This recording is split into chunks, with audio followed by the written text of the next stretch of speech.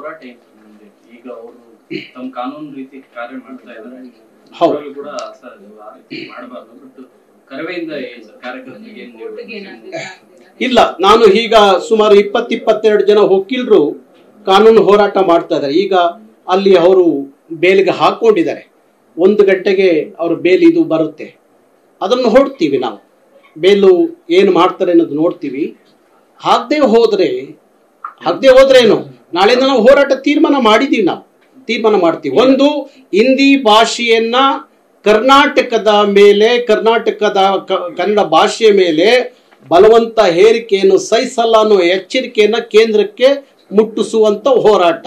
ಇನ್ನೊಂದು, ಕನ್ನಡದ ಹೋರಾಟಗಾರರ ಮೇಲೆ ಇಲ್ಲ ಸಲ್ಲದ ಸುಳ್ಳು ಮೊಕದ್ದಮೆಗಳನ್ನ ಹೂಡುವಂತ ರಾಜ್ಯ ಸರ್ಕಾರದ ವಿರುದ್ಧವೂ ನಾಳೆ ನಮ್ಮ ಹೋರಾಟ. 2 ಅಜೆಂಡಾಗಳನ್ನ ಇಟ್ಕೊಂಡು 31 ಜಿಲ್ಲೆಯಲ್ಲೂ ಕರ್ನಾಟಕ ರಕ್ಷಣಾ ವೇದಿಕೆ ನಾಳೆಯಿಂದ ಹೋರಾಟ ಪ್ರಾರಂಭ ಮಾಡುತ್ತೆ. ಸರ್, ಇದಕ್ಕೆ ಅವಕಾಶ ಕೊಡ್ಲಿಲ್ಲ ಅಂತಂದ್ರೆ ಸರ್, ಯಾಕೆಂದ್ರೆ ನೀವು ಅಲ್ಲಿ ಬ್ಯಾನರ್ ಇದಕ್ಕೇನೆ ಅರೆಸ್ಟ್ ಮಾಡಿದ್ದಾರೆ, ಜೆಸಿ ಕಳ್ಸಿದ್ದಾರೆ. ಸೊ ಇಡೀ ರಾಜ್ಯದಿಂದ ಹೋರಾಟ ಮಾಡ್ತೀವಿ ಅಂತ ಅದಕ್ಕೆ ಅವಕಾಶ ಕೊಡ್ಲಿಲ್ಲ ಅಂತಂದ್ರೆ ಏನ್ ಮಾಡ್ತಾರೆ? ಅರೆಸ್ಟ್ ಮಾಡ್ತಾರೆ, ಕೇಸ್ ಹಾಕ್ತಾರೆ, ಜೈಲಿಗೆ ಕಳಿಸ್ತಾರೆ. ನಾನು ಅದನ್ನೇ ಹೇಳಿದ್ನಲ್ಲ, ಕರ್ನಾಟಕ ರಕ್ಷಣಾ ವೇದಿಕೆಯಲ್ಲಿ 78 ಲಕ್ಷ ಕಾರ್ಯಕರ್ತರಿದ್ದಾರೆ. 1 ಲಕ್ಷ ನಾವು ಜೈಲಿಗೆ ಹೋಗಿ ರೆಡಿ ಆಗ್ತೀವಿ. ನಿಮ್ ಜೈಲ್ ಕೆಪಾಸಿಟಿ ಇಡೀ ರಾಜ್ಯದಲ್ಲಿ 35,000. ತಗೊಂಡೋಗಿ ಎಲ್ಲ ನಿಮ್ಮ ಮನೇಲಿ ಇಟ್ಕೋಬೇಕಾತ್ ನಮ್ಮನ್ನು ಬಂಧಿಸಿ. ಹಾಗಾಗಿ ಮಾಡಿ, ಎಷ್ಟು ಜನ ಅರೆಸ್ಟ್ ಮಾಡ್ತೀರಾ ಮಾಡಿ, ಅದಕ್ಕೆ ನಾವು ತಯಾರಿದ್ದೀವಿ. ಇಡೀ ರಾಜ್ಯದಲ್ಲಿ ಕರವೇ ಕಾರ್ಯಕರ್ತರು ದಂಗೆ ಆದ್ರೆ ಏನಾಗುತ್ತೆ ಅನ್ನೋದು ಒಂದು ಸಂದೇಶ ನಾಡಿನ ಜನರಿಗೆ ತಲುಪಲಿ. ನಾಳೆ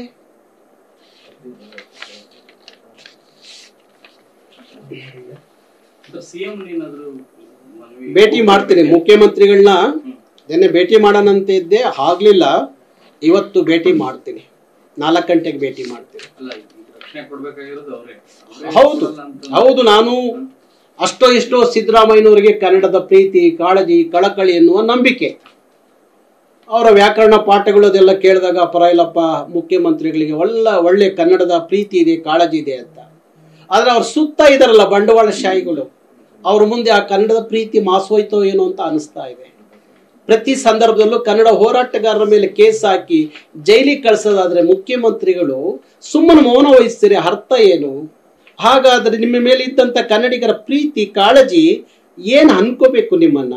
ಅದಕ್ಕಾಗಿ ಮಾನ್ಯ ಮುಖ್ಯಮಂತ್ರಿಗಳು ನಿಮ್ಮ ಗೃಹ ಸಚಿವರು ಕರೆಸಿ, ನಿಮ್ಮ ಹಿರಿಯ ಪೊಲೀಸ್ ಅಧಿಕಾರಿಗಳಿಗೆ ಕರೆಸಿ, ಅಷ್ಟೋ ಇಷ್ಟೋ ಅವರು ಕನ್ನಡ ಅಂತ ಕೂಗುವ ಬಾಯಿಗಳಿಗೆ, ಕೈಗಳಿಗೆ ಕೋಳ ಹಾಕ್ಬಿಡ್ರಯ್ಯ, ಅವರಿಂದ ಕನ್ನಡ ಉಳಿದಿದೆ ಕರ್ನಾಟಕದಲ್ಲಿ, ನಿಮ್ಮಿಂದಲ್ಲ ಕನ್ನಡ ಉಳಿದಿರೋದು ಅಂತ ಹೇಳುವ ಕೆಲಸವನ್ನ ಮುಖ್ಯಮಂತ್ರಿಗಳು ಮಾಡಿದ್ರೆ ಬಾರಿ ಒಳ್ಳೇದು ಅಂತ ಅನ್ಸುತ್ತೆ. ಅವ್ರಿಗೆ ಅದನ್ನ ಮನವರಿಕೆ ಮಾಡ್ತೀನಿ.